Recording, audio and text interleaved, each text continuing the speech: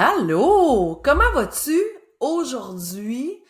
J'espère que je te trouve dans une belle forme, puis que t'es bien aujourd'hui. J'ai le goût de te dire ça. Question existentielle aujourd'hui pour commencer cette neuvième déjà immersion au cœur de mon programme Magnétise ta marque. Est-ce que, selon toi, ton logo est essentiel au développement et à la croissance de ton entreprise? J'aimerais que tu prennes le temps de réfléchir à ça.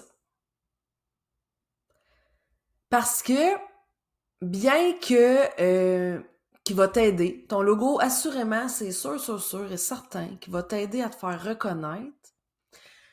Aujourd'hui, j'aimerais qu'on regarde ensemble pourquoi, selon moi, il n'est pas l'élément principal qui va te permettre et t'aider de développer ta marque et d'augmenter la croissance de ton entreprise. Tu le sais, c'est ma vie de développer des marques, de créer des marques. Je suis graphiste de formation, donc je crée également des logos. Puis je sais que mes propos d'aujourd'hui vont probablement faire une différence entre moi et une autre entreprise qui offre mes services. Mais j'ai le goût de te partager mon expérience aujourd'hui. J'ai le goût qu'on enlève la pression aussi de ce qu'il faut supposément faire lorsqu'on lance une entreprise. Parce que c'est souvent quelque chose que je vois sur les réseaux sociaux, que je lis dans les demandes de groupes de femmes entrepreneurs. Quand on m'approche, euh, encore aujourd'hui, souvent, on me dit « il me faut un logo ». C'est souvent la première chose qu'on pense lorsqu'on veut démarrer son entreprise. Il me faut un logo. Tu sais, c'est comme, quel nom? Comment ça va s'appeler? Puis après ça, un logo. OK? Je veux t'aider à mettre le focus aujourd'hui sur ce qui est important à mettre en place pour bien l'accompagner, ce logo-là, et lui donner toute la puissance, la prestance qu'il a besoin pour rayonner, puis faire en sorte que ta marque soit magnétique. Parce que si on s'attarde uniquement à l'icône qui représente ta business, ben je pense qu'on passe à côté de l'essentiel, on passe à côté de ce qui est important dans le fond pour t'aider, comme je t'ai dit d'entrée de jeu, à développer ta marque pour augmenter la croissance de ton entreprise, puis arriver au succès que tu veux, toi, atteindre avec celle-ci. Comme je t'ai dit tantôt, on est déjà rendu à la 9e semaine d'immersion au cœur de mon programme Magnétise ta marque. Et cette semaine, on va repositionner notre logo sur l'échelle de nos priorités. Priorités. Oui, c'est ce que j'ai dit. J'espère de tout cœur que tout ce que je te partage depuis le début de cette immersion dans les dernières semaines t'aide réellement à mieux comprendre ce qui est requis pour toi, pour magnétiser ta marque et surtout t'aide à tracer un chemin clair des étapes à suivre pour y arriver, parce que je suis vraiment en train de démontrer le processus dans lequel les femmes dans le programme passent, puis toutes les semaines sont importantes dans l'étape qu'on les propose pour avoir les bonnes réflexions au bon moment pour arriver à créer une marque d'un qui fait du sens avec toi et de deux qui va faire du sens aussi avec la clientèle que tu souhaites interpeller avec ça pour que ça soit vraiment un beau mariage win-win entre les deux parties puis que tout le monde soit épanoui et comblé à travers ça. Comme tu le sais, je me suis donné le défi de semer une graine entrepreneuriale une graine dans ton jardin entrepreneurial pendant les 12 semaines afin de te présenter les notions, dans le fond, que tu pourrais approfondir si tu en ressens le besoin dans le programme Magnétise ta marque. Les inscriptions sont probablement ouvertes à l'heure où est-ce que on se parle, que tu m'écoutes. Sinon, je t'invite à aller voir mon site web pour voir quand le prochain programme, quand la prochaine cohorte va être lancée.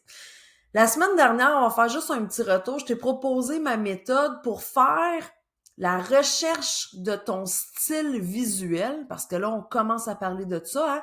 De ton style visuel, cette semaine, de ton logo. La semaine prochaine, on va faire les choix pour ton identité visuelle complète aussi. Fait que la semaine passée, je t'ai donné des trucs pour faire tes recherches de style visuel sur Pinterest à la façon, je me suis amusée à te faire ça à la façon Marie Kondo style.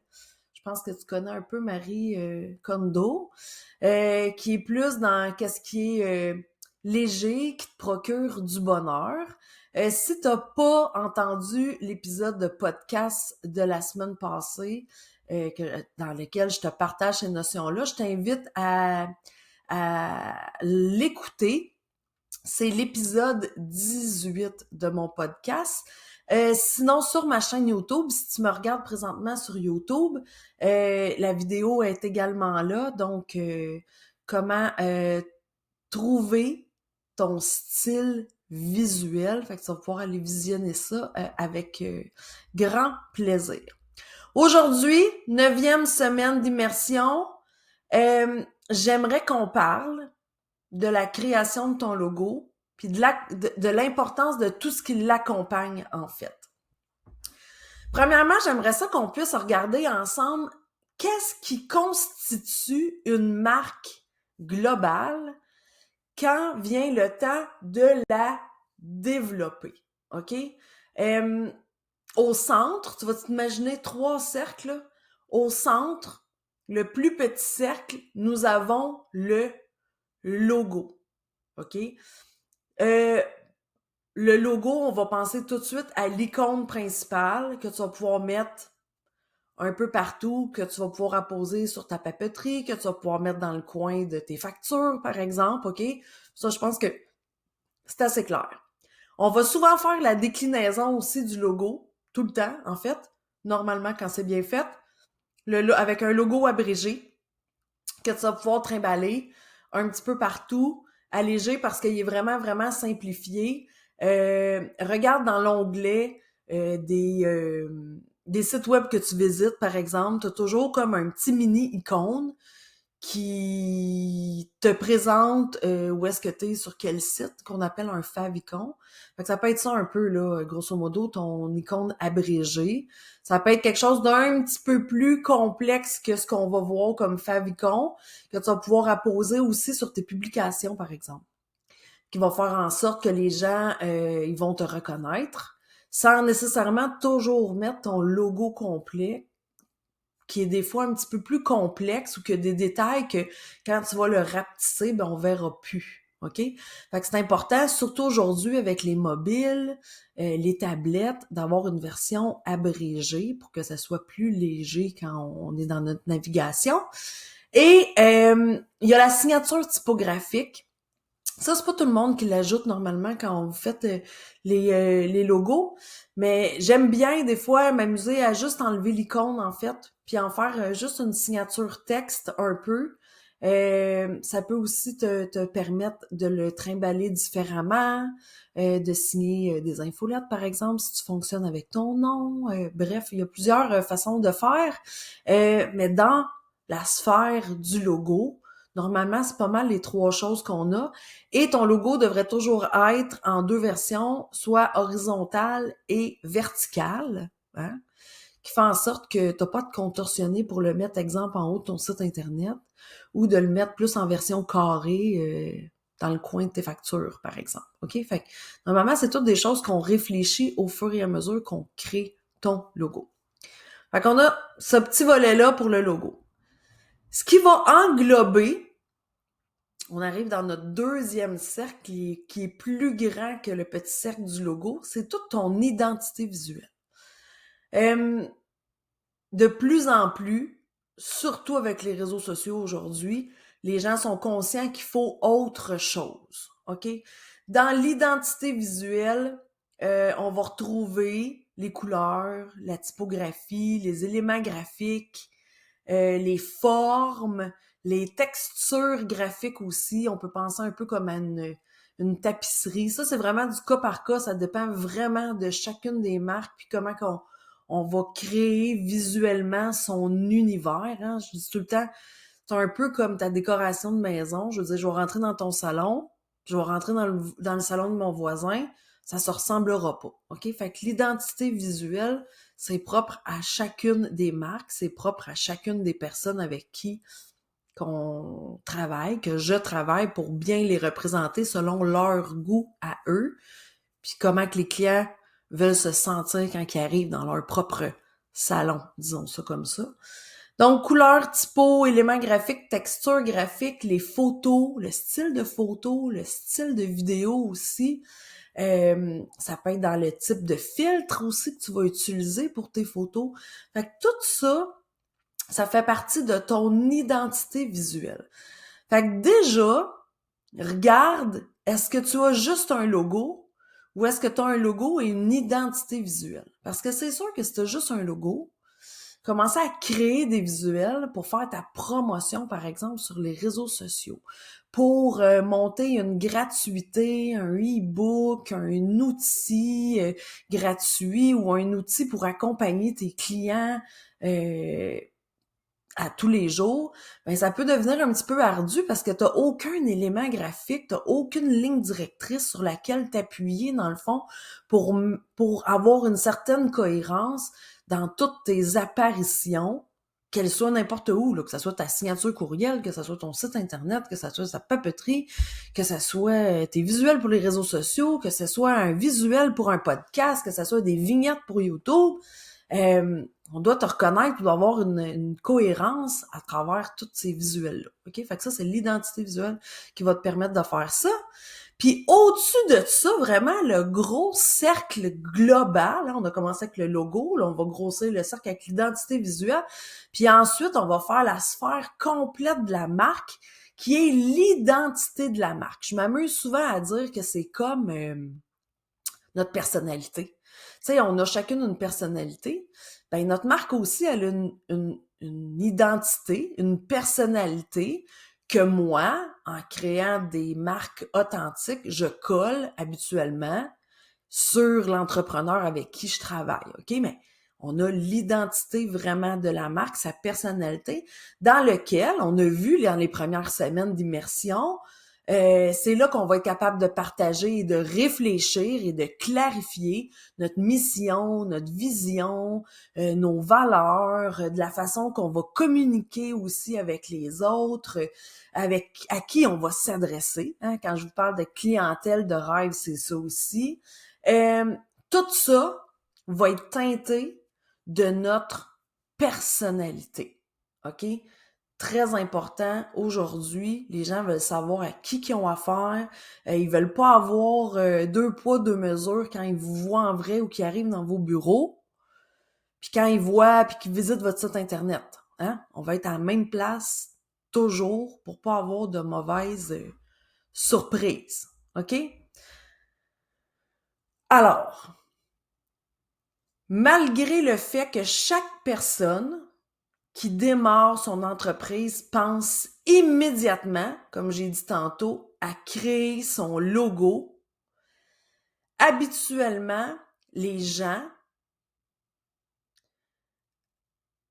ne pensent pas ou très rarement dans les entrepreneurs, les solopreneurs à développer leur marque complète.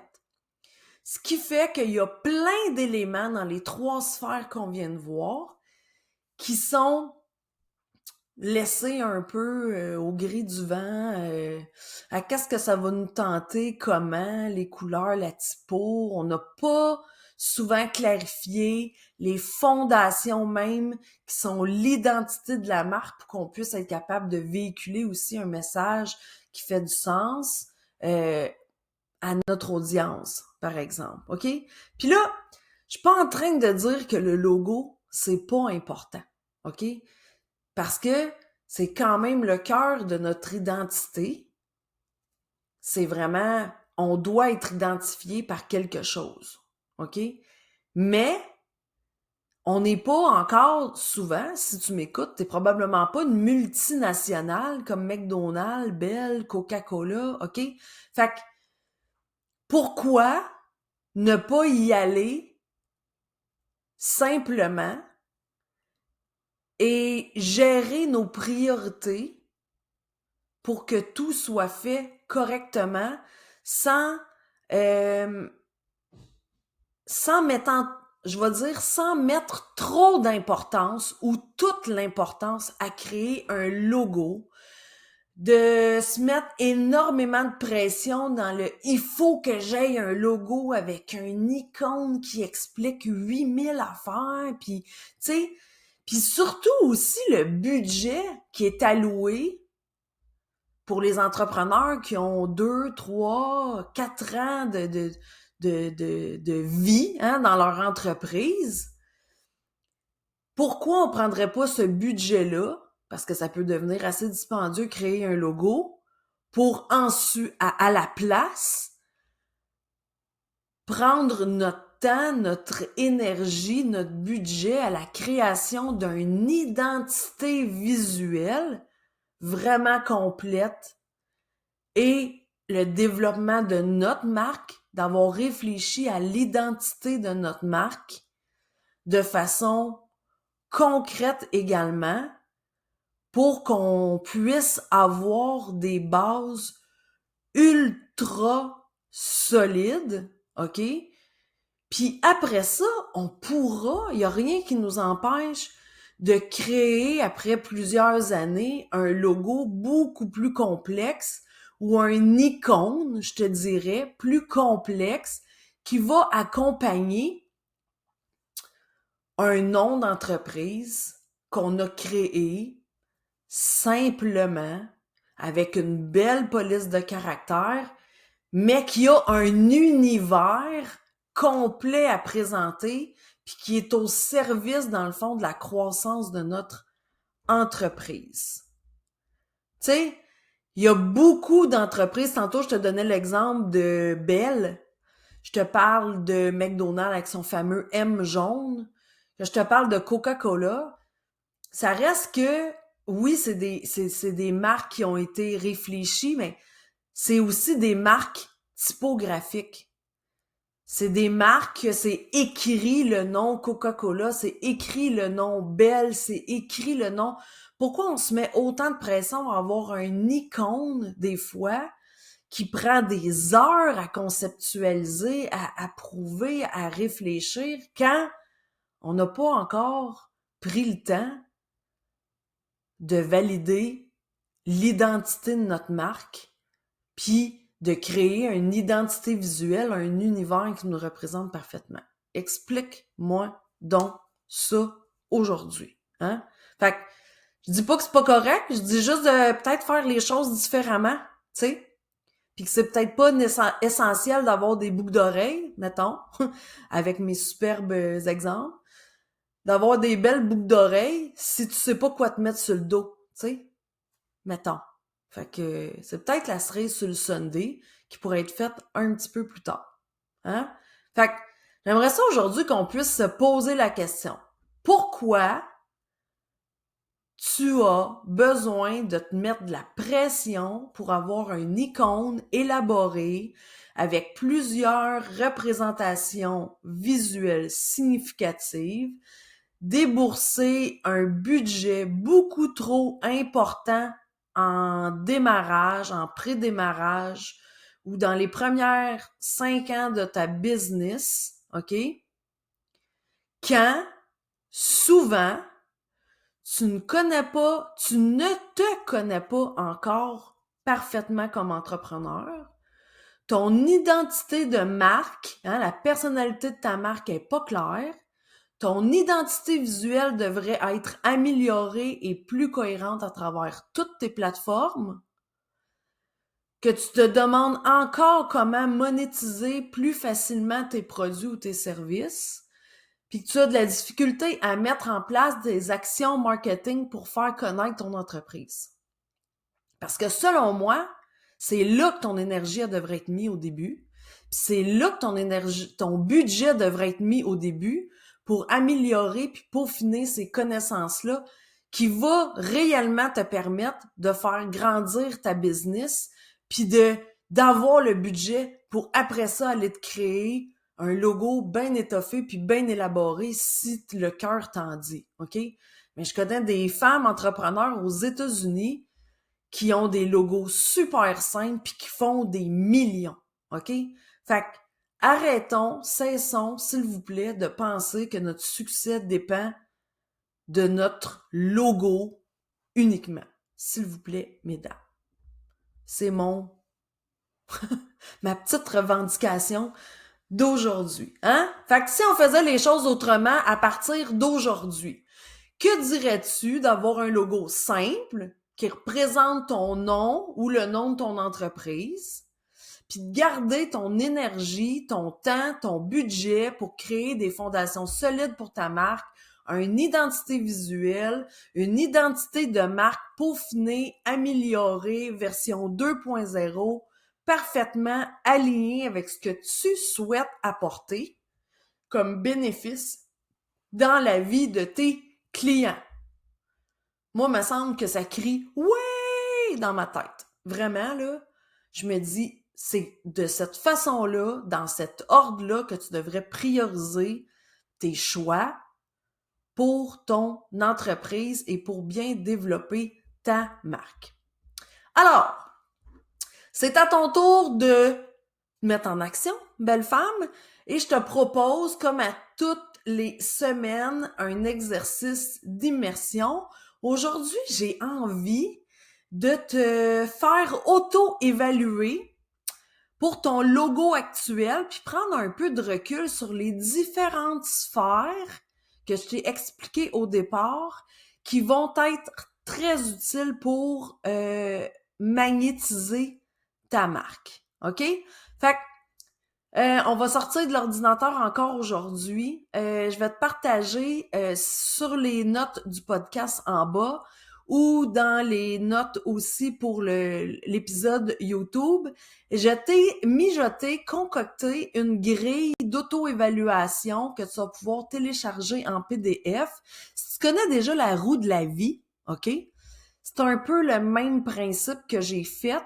J'ai mis tout ce que tu avais à clarifier et travailler pour avoir vraiment une marque développée à son maximum.